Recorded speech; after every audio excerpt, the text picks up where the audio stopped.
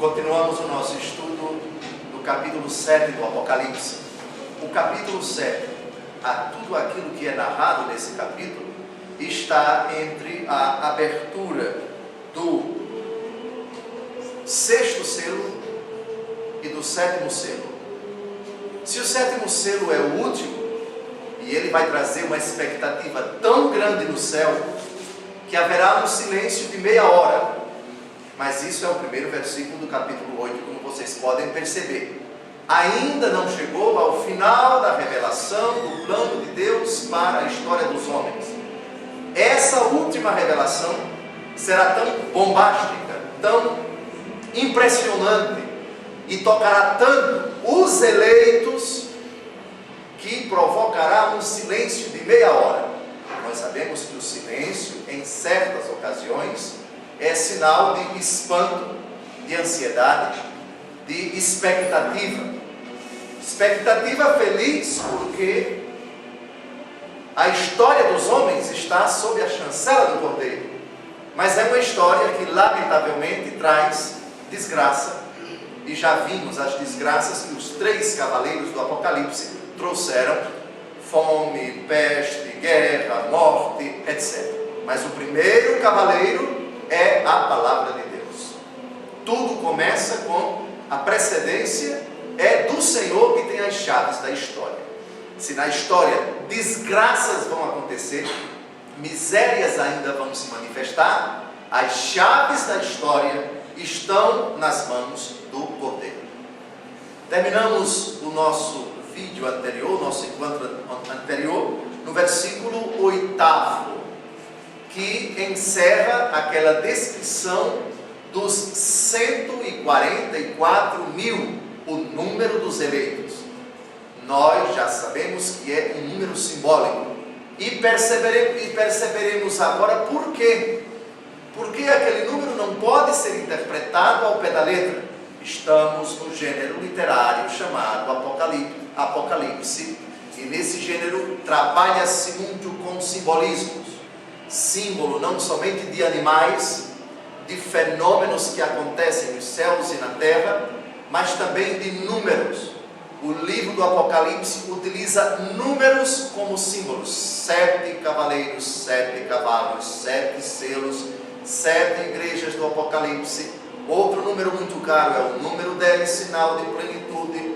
Outro número, sinal de totalidade, número sagrado, é o 12. 12 vezes 12, 144, vezes 1000, 144 mil.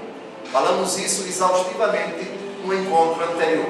O versículo que vamos estudar agora é a continuação do versículo 8. Depois disso, vi uma grande multidão que ninguém podia contar, de toda nação, tribo, povo e língua. Conservavam-se em pé diante do trono e diante do Cordeiro, de vestes brancas e palmas na mão. Quem está escrevendo é o vidente, é São João, apóstolo e evangelista. Depois de uma parte da visão, ele agora vê esta. A palavra grande, a expressão grande multidão, já indica, com o que vem depois, que ninguém podia contar, que o número 144 mil é simbólico. 144 mil se pode contar. Grande multidão que ninguém podia contar é uma realidade muito mais abrangente que 144 mil. É a multidão dos mártires cristãos em posse da felicidade celeste. Vamos dar uma olhada no versículo 14 desse mesmo capítulo 7. Respondi-lhe, meu Senhor, tu o sabes. E ele me disse: esses, evidentemente essa grande multidão, esses que integram essa grande multidão, são os sobreviventes da grande tribulação. Lavaram suas vestes e as alvejaram no sangue do Cordeiro. Então se trata de uma multidão que tombou, que ofereceu a sua vida, que foi sacrificada crucificada, que foi martirizada por causa de Jesus. Pulemos para o capítulo 15, versículos de 2 a 4, para consolidarmos essa nossa convicção. Vi também como que um mar transparente, irisado de fogo, e os vencedores, outro adjetivo para essa grande multidão, que haviam escapado à fera.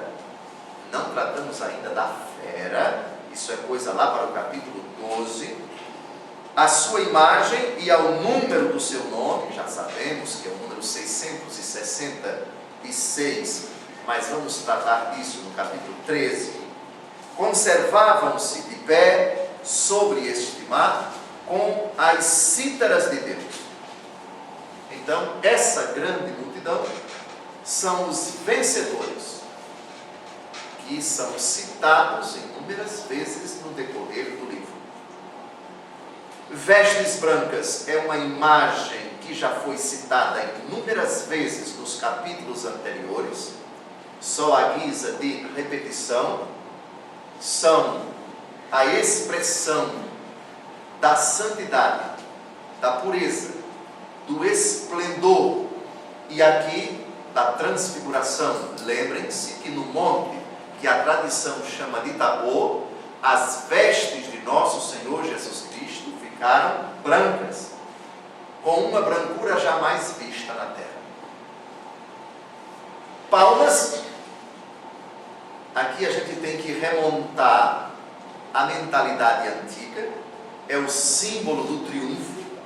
Essas palmas, elas eram entregues de duas maneiras para o vencedor. Por exemplo, para o atleta que corria. Naquela época não havia medalha de prata, medalha de ouro, medalha de bronze. Colocava-se uma palma em forma de coroa, ou então a palma era entregue mesmo, a parte daquela planta, para o vencedor. E ele fazia o que hoje nós entendemos de corrida olímpica, ao redor de uma praça, ali no lugar da disputa. Ele corria, o que é feito hoje quando um time ganha um título, né? Espero que o Brasil faça isso no final da Copa, a corrida olímpica ao redor do campo de futebol. É uma prática tão antiga que remonta aos gregos. As palmas, símbolo do triunfo. Versículo 10: e bradavam em alta voz: a salvação é obra de nosso Deus, que está assentado no trono e do Cordeiro. Bradar em alta voz é específico de quem, típico de quem alcançou um resultado e prorrompe em sinal de vitória, de felicidade, para que todos ouçam. Quando um vencedor de uma disputa sobe no pódio, ele grita, como que a dizer: algo está dentro de mim, precisa ser colocado para fora. E eu faço gritando. É o jogador quando faz um gol, é o atleta depois que ultrapassa a linha de chegada. Bradavam em alta voz a salvação, e eles já estão de posse dela. O céu é a pátria dos salvos, dos eleitos, dos que alcançaram o triunfo. Esse Deus que está assentado no trono, evidentemente é Deus Pai, mas ele acrescenta: e do Cordeiro. O Cordeiro é Deus como Pai. No credo nós recitamos: ele está assentado à direita de Deus Pai.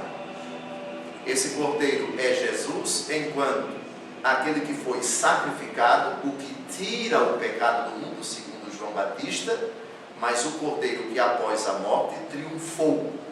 No céu ele é descrito o Cordeiro que está de pé, sinal do triunfo, não está deitado, o sinal de quem está morto, está prostrado, está derrotado.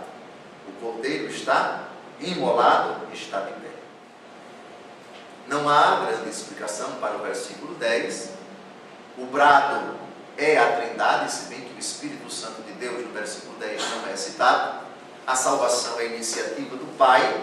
Tanto Deus amou o mundo, diz Jesus, João 3,16, que enviou o seu Filho para que todo o que nele crer não pereça. A salvação que o Pai opera é pelos merecimentos da paixão de Jesus. O título Cordeiro evoca aquela ideia do Antigo Testamento, precisamente no capítulo 12 do livro do Êxodo, a saída, a libertação, a salvação do cativeiro do povo depois de 430 anos, deve ser precedida por uma ceia pascal, na qual os hebreus vão comer a carne de um cordeiro sem mancha. E isso vem acompanhado de pão sem fermento, porque foi feito às pressas, e para fermentar o pão precisa de tempo. Não dá para fermentar, temos que fazer logo. Por isso que a missa, até hoje, a hóstia, ela é feita sem fermento.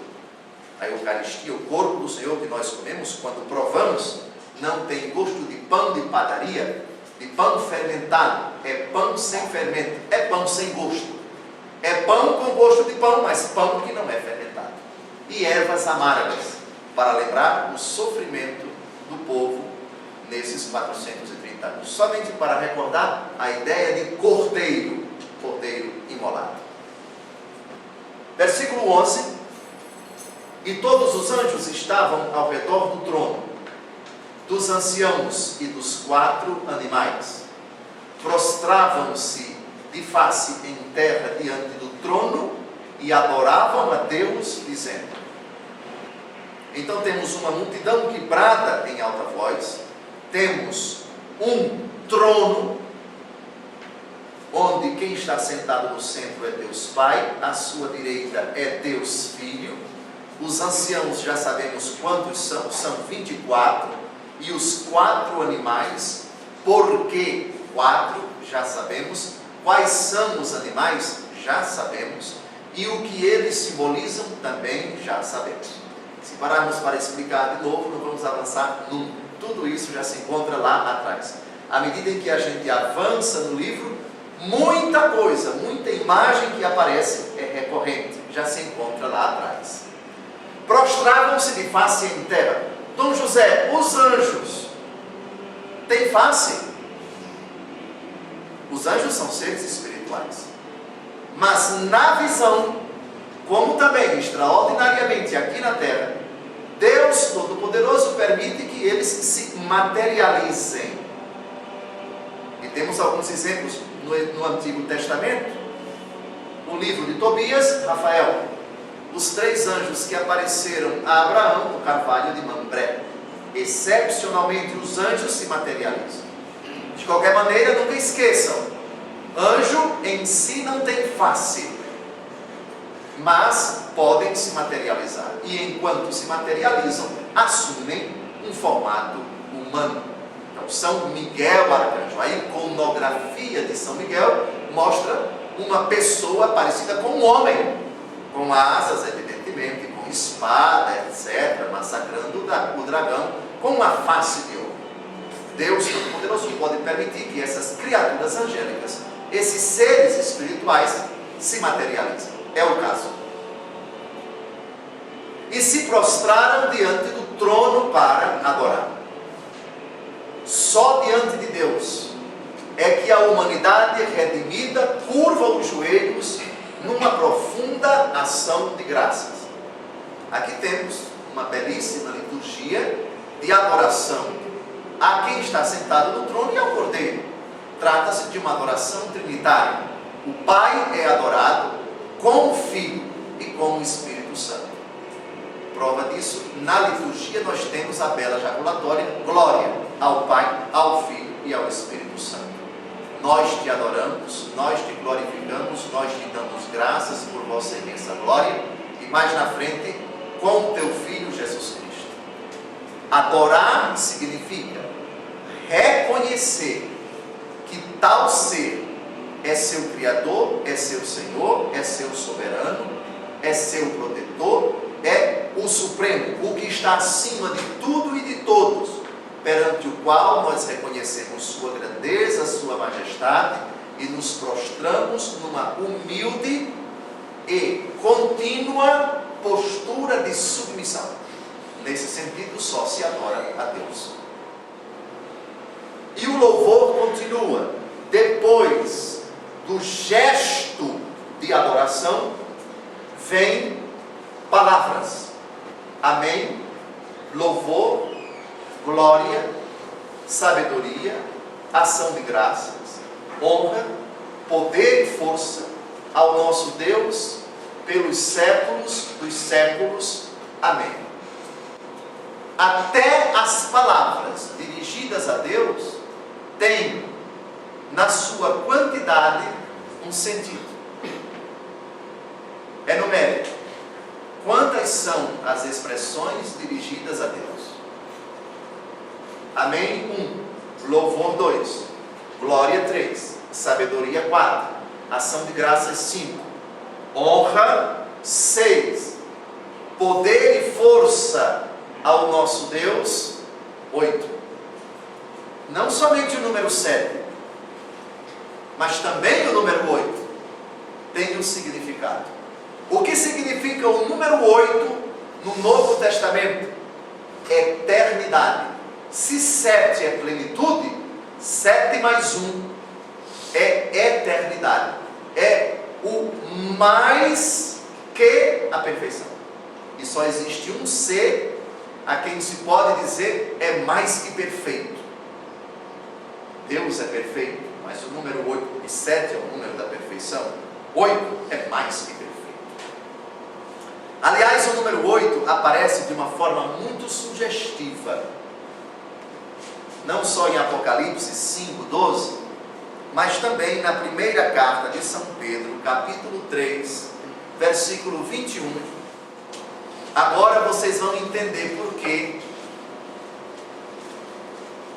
o sacrário, onde se encontra o Santíssimo Sacramento da paróquia de Santo Expedito e São Miguel Arcanjo, tem 8 lados.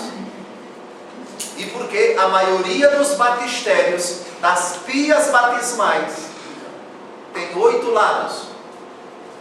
Já pararam para perceber isso? Alguém chegou a contar quantos lados tem o sacrário da nossa paróquia? 8.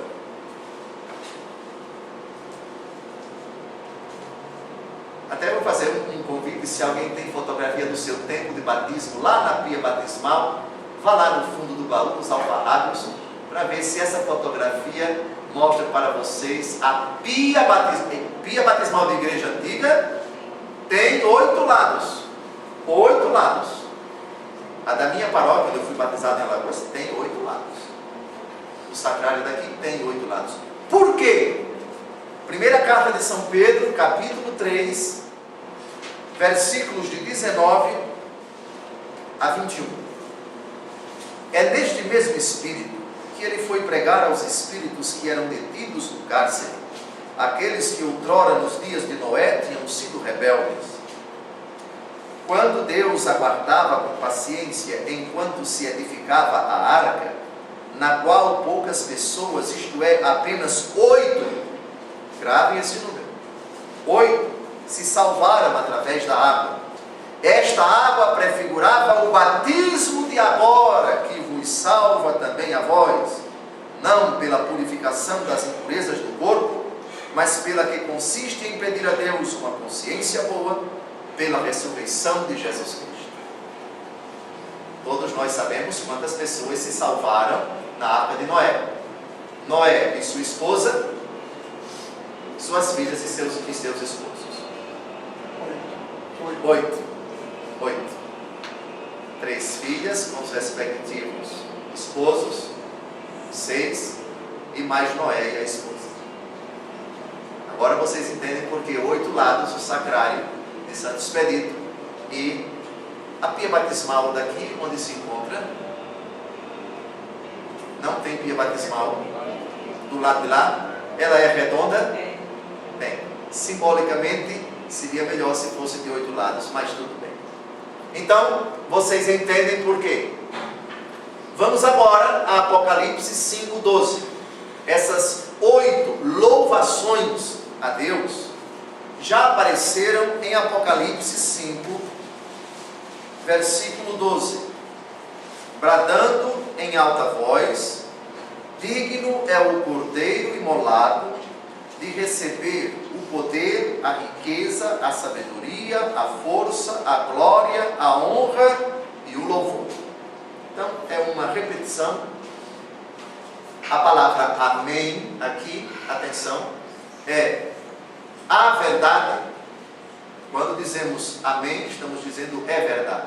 Amém aqui é o próprio Jesus Cristo, ele que disse: eu sou o caminho, a verdade e a vida. Verdade para Deus, louvor para Deus, glória para Deus, sabedoria, unção de graças, honra, poder e força ao nosso Deus. A expressão séculos dos séculos, ela significa eternidade. Não é que no céu vai ter século no sentido material do termo, porque século é o conjunto de 100 anos. E isso é tempo. Não existe tempo no céu, mas a eternidade.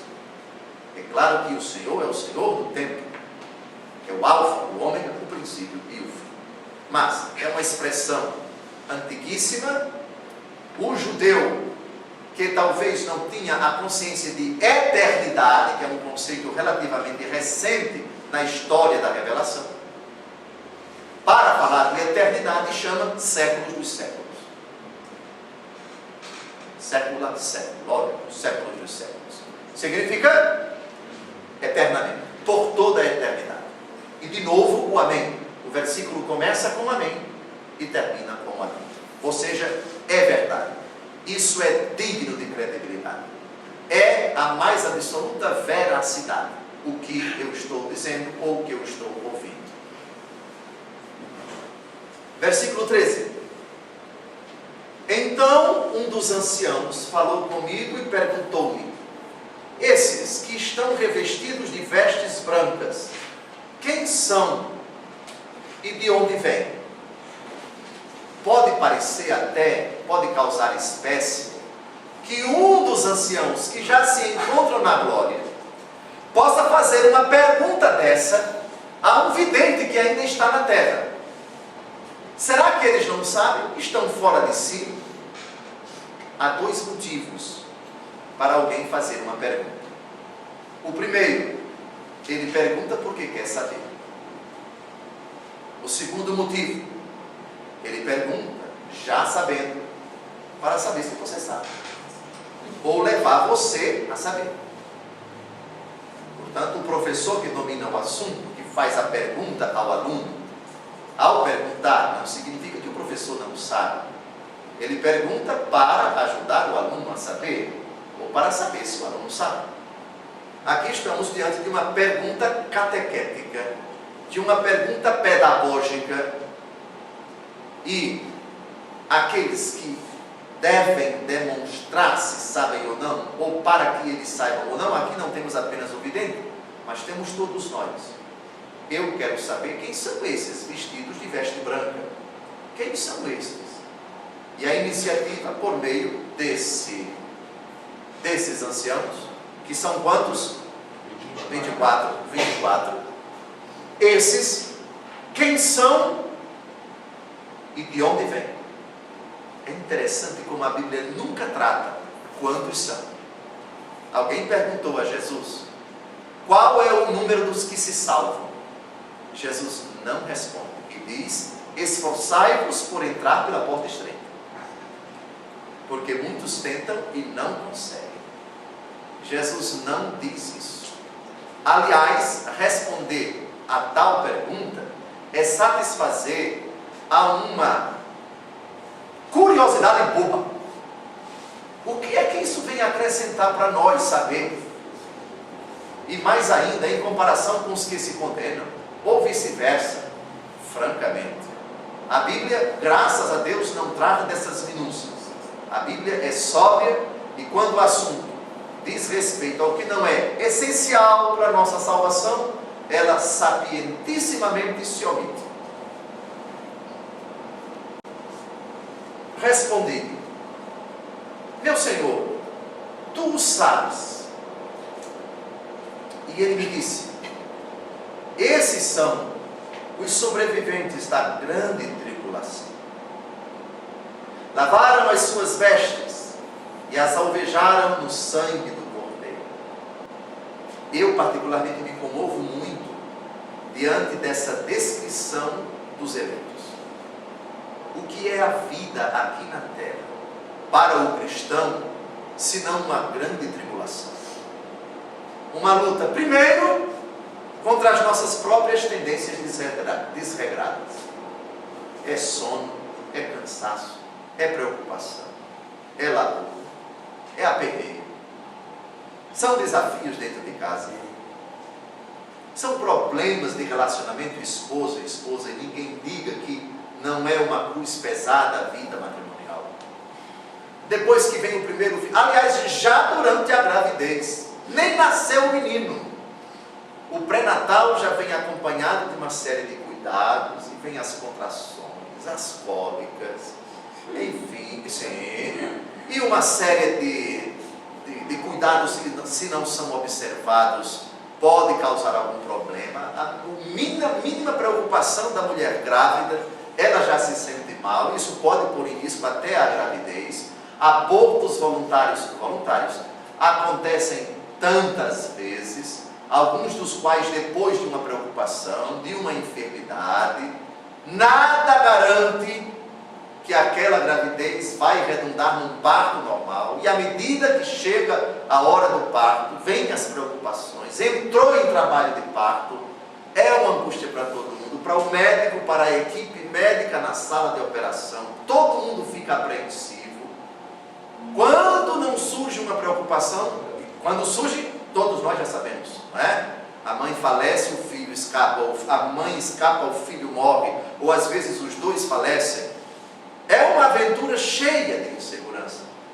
Depois vem educar a criança, amamentar a criança, que está exposta a tantos riscos, aquele corpinho inocente, que precisa de tanto cuidado, exposto a vírus, a bactérias, etc. Tantas dificuldades. Depois vem as questões morais, das traições, das patifarias, a própria tentação do demônio, os desafios de você conseguir um lugar ao sol, uma profissão, garantir o sustento, enfrentar no trabalho pessoas boas, maravilhosas, mas outras nem tanto. Enfim, o próprio drama da vida.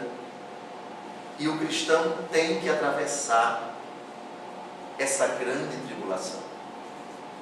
Eu me comovo com esse versículo.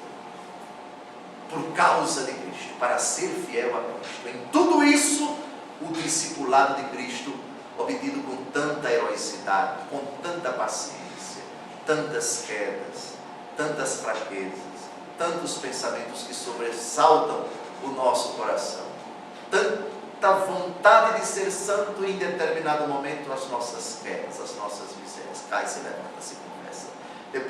Depois de um certo tempo, na graça de Deus, vem o demônio e nos tira a vontade de rezar, de se confessar, nos afastamos da igreja, depois voltamos. Alguns mudam de religião, outros enveredam por caminhos tortuosos, e quando não somos nós, são aqueles que nós amamos. E quando esses problemas batem à nossa porta, quando vivemos cheios da graça de Deus, mas vem problemas de fora, verdadeiramente é uma grande tribulação. Ser santo não é fácil.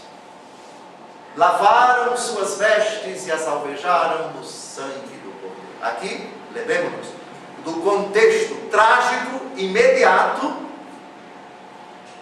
da afirmação. A igreja de Jesus Cristo está sendo enormemente perseguida por Nero.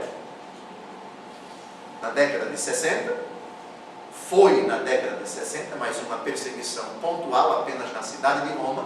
Mas agora, com Diocleciano, nós temos uma perseguição em todo o império. São João certamente deve ter contemplado muitos dos seus coetâneos que foram assassinados há pouco tempo. Versículo 15. Por isso estão diante do trono de Deus e o servem, dia e noite, no seu templo.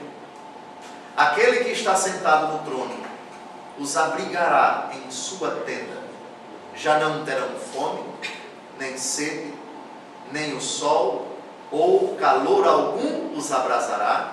A promessa continua no versículo 16, mas vamos esperar agora. Reparem como começa o versículo: por isso, eis a consequência da fidelidade. Eles na tribulação permaneceram fiéis ao Senhor. Lavar as vestes no sangue do Cordeiro, por favor, tiremos da nossa cabeça que essas vestes foram colocadas numa máquina de lavar e o sangue de Jesus lavou tudo. Não é isso. Isso quer dizer que eles fizeram uma experiência da autêntica conversão. Roupa suja, pecado. Roupa limpa, lavada com o sangue de Jesus, a experiência da conversão, da vida nova. Renunciaram ao pecado. Se essas suas roupas foram lavadas, isso supõe que antes elas foram sujas. E como se suja uma roupa, que é símbolo da graça que Deus nos dá, com o batismo, o pecado. Ora, qual é a única maneira de lavar a nossa alma quando a poluímos, quando a sujamos com o pecado? A experiência com a misericórdia de Deus. A primeira experiência é o batismo. Acabamos de citar a primeira carta de São Pedro. Todos os pagãos com o batismo fazem uma experiência da purificação pelo sangue de Cristo, que lava todas as suas faltas na hora em que são batizados, com água em nome do Pai, do Filho e do Espírito Santo. Porém, após o batismo deixa as vestes brancas, alvejadas, purificadas. Mas após o batismo nós podemos cair, e de fato caímos. E agora, como lavar de novo essa veste que foi lavada, que foi limpa no batismo e que agora pelo nosso pecado voltou a ficar suja? De novo a misericórdia de Cristo, ordinariamente no sacramento da confissão. No sacramento da confissão, o sangue de Cristo lava, purifica, alveja, restitui a brancura do dia do batismo, essa veste. Por isso estão diante do trono. Expliquemos dia e noite. De novo, séculos dos séculos. É uma expressão que não pode ser interpretada ao pé da letra, porque não se aplica literalmente para a eternidade. Na eternidade não há um antes e um depois, logo não há o tempo. Logo não se pode falar de segundos, de minutos, de horas, de meses, de anos e muito menos de séculos. Da mesma forma, dia e noite. Dia e noite significa simplesmente sempre, sem interrupção e para sempre. Deus estenderá a sua tenda sobre eles. De novo, o Apocalipse vai falar de muralhas. O céu tem muralhas, o céu tem portas, o céu tem tenda, o céu tem um templo. Todas imagens, porque se não usarmos as imagens, não vamos ter uma noção, pelo menos imperfeita, do céu. Se São Paulo diz, o que os olhos não viram, os ouvidos não ouviram, isso Deus preparou para aqueles que o amam. Ora, se nossos olhos nunca viram, se nossos ouvidos nunca ouviram, como é que nós vamos imaginar o céu? A partir de imagens obtidas pela nossa experiência. Ah, mas Dom José, aqui no Distrito Federal, aqui no Brasil, não se fala muito de tenda, a não ser quando os jovens vão acampar, certo? Mas São João está contextualizado. São João viveu numa época em que havia muitas tribos nômades. João viveu numa época em que havia cidades e lugares afastados das cidades. As tendas até hoje são usadas nos países orientais e, se não me engano, norte da África. Pensemos no deserto do Saara. Os nômades que saem de um canto para o outro, para dormir, eles têm que armar tendas, ou seja, morada provisória.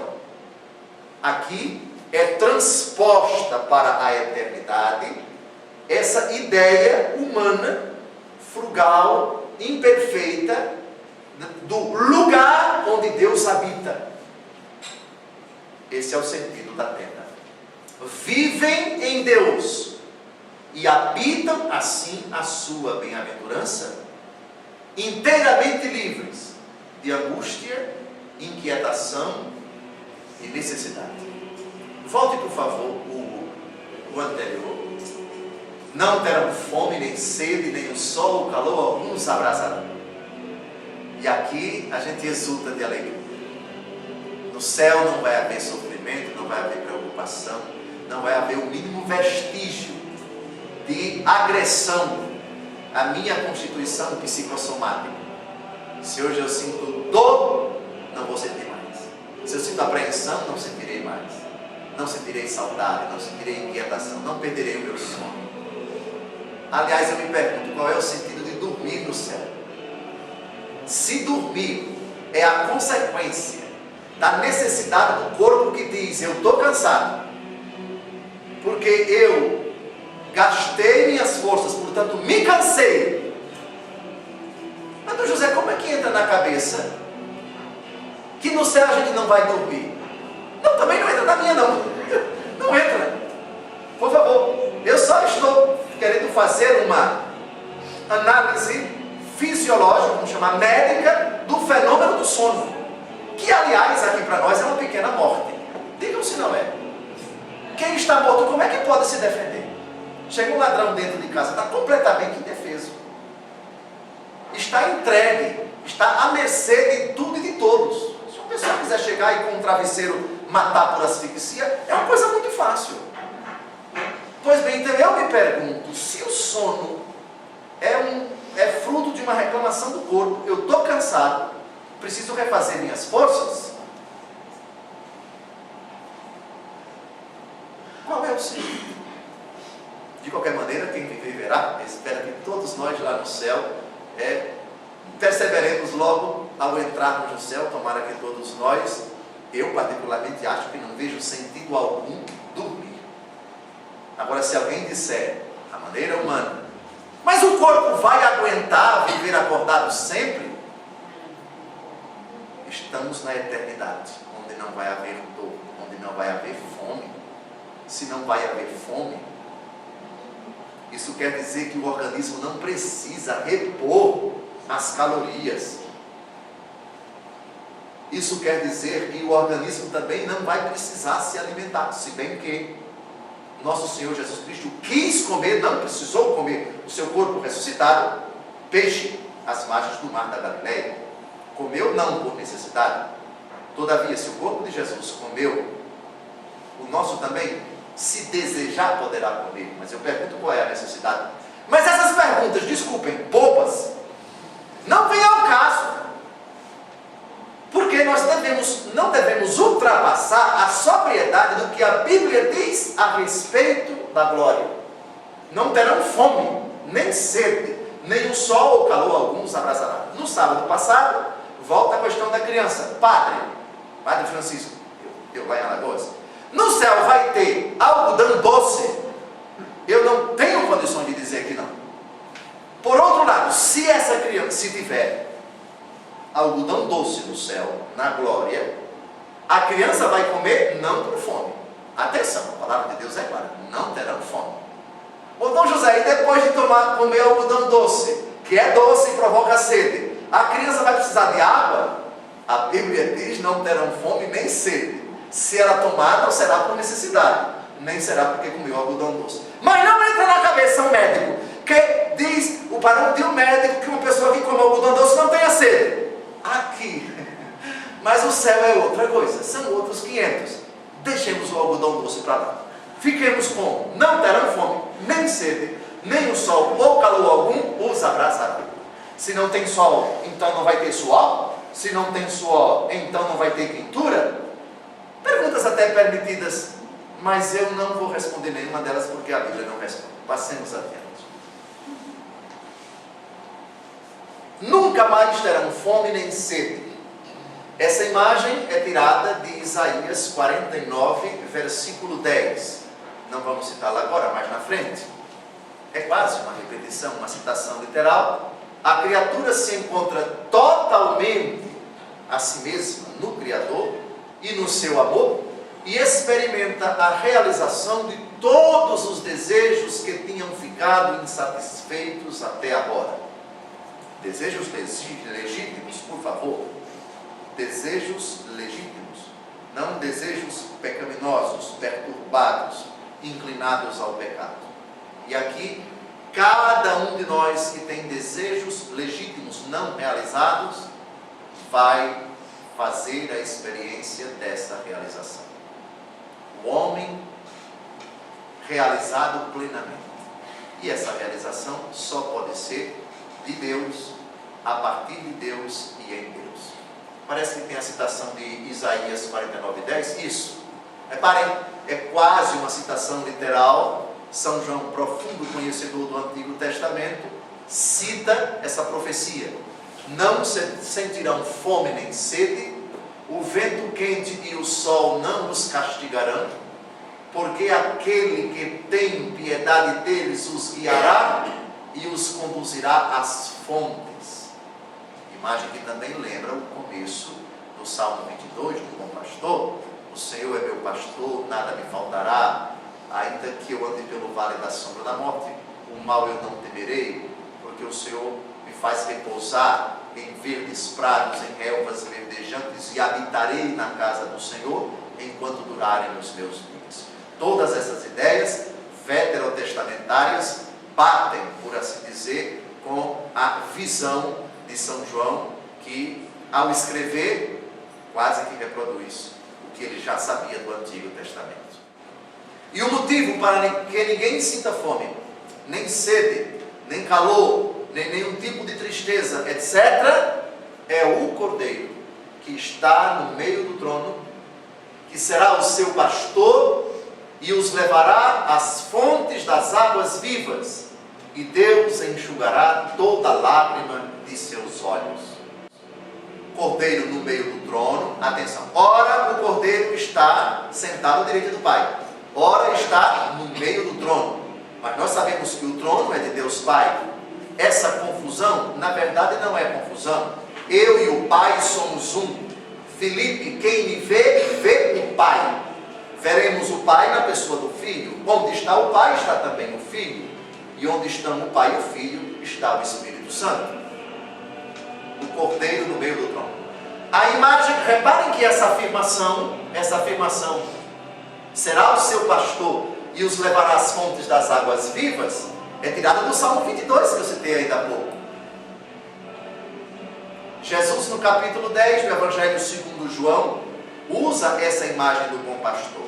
Conheço as minhas ovelhas, elas me seguem, eu as conduzo e elas ouvem a minha voz. De novo, essa imagem recorrente. Fonte das águas vivas, a água viva é o próprio Espírito Santo. A água, símbolo do Espírito. O Espírito de Deus pairava sobre as águas. Quando Jesus fala de fonte de água viva, ele está falando também de si. Vejamos, por exemplo, o diálogo de Jesus com a samaritana. Dá-me de beber. Ah, se você soubesse dessa água que eu tenho para dar para você, você jamais teria sede. João capítulo 4. Senhor, dá-me de beber para que eu não venha mais a essa fonte. E Jesus ajuda a samaritana a descobrir que essa fonte da água viva é o próprio Jesus Cristo. E Deus enxugará toda lágrima de seus olhos. Também, particularmente, isso me comove. Não há mais razão para chorar. Dom José, nem choro de felicidade. Na verdade, o choro de felicidade é essencialmente diferente de qualquer outro tipo de choro. Porque o choro de felicidade traduz uma realização. Já o choro, qualquer outro choro, choro de sono, choro de fome, choro de raiva, choro disso, choro daquilo outro, é choro de carência. Choro que traduz uma necessidade. Choro de raiva. Faltou a minha paz. Então eu senti tanta raiva que chorei. Choro da criança que está com fome, que está com sede, que está doente, que está isso, que está... É carência, choro de carência. Aqui não há carência nenhuma. Então Deus enxugará toda lágrima dos seus olhos. Aqui, essa lágrima que nós temos que vislumbrar é a lágrima que traduz qualquer tipo de carência. Não é lágrima de felicidade. Ah, eu queria chorar de felicidade no céu. não penso que isso seja incompatível com essa afirmação.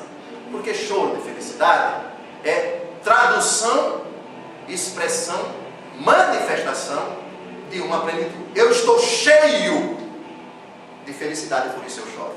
É diferente. Muito bem.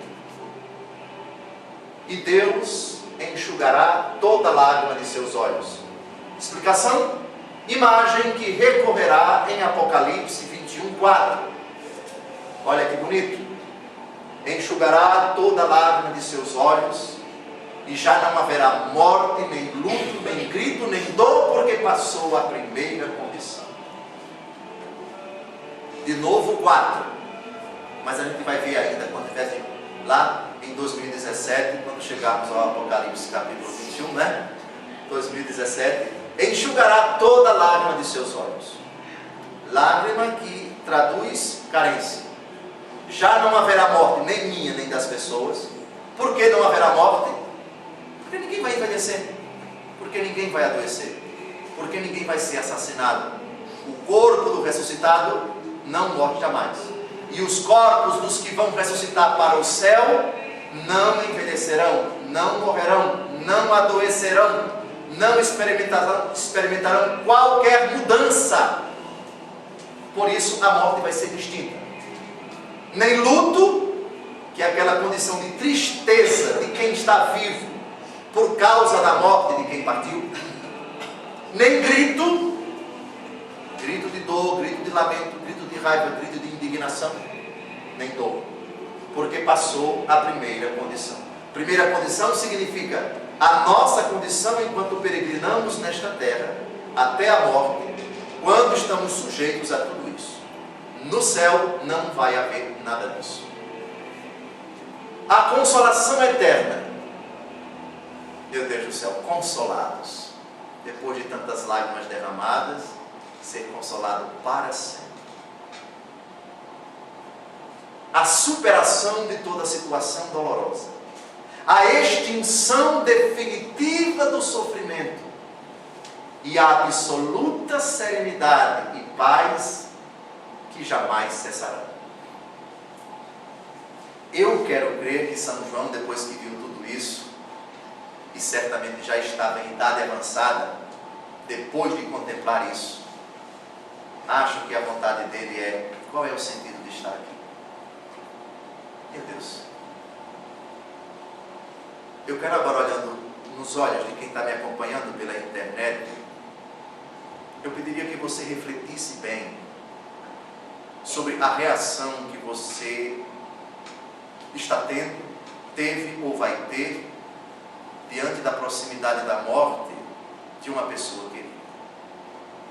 É legítimo derramar lágrimas diante da possibilidade da partida de um ente querido. Mas pense nisso também. E leve essa pessoa que está partindo a ter essa consciência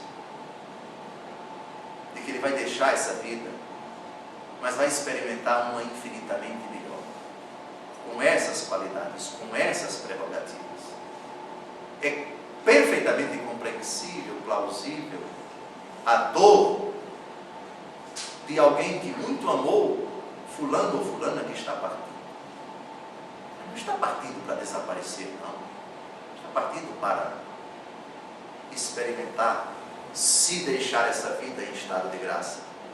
Aquilo que os olhos não viram, os ouvidos não ouviram, que Deus preparou para aqueles que o amam.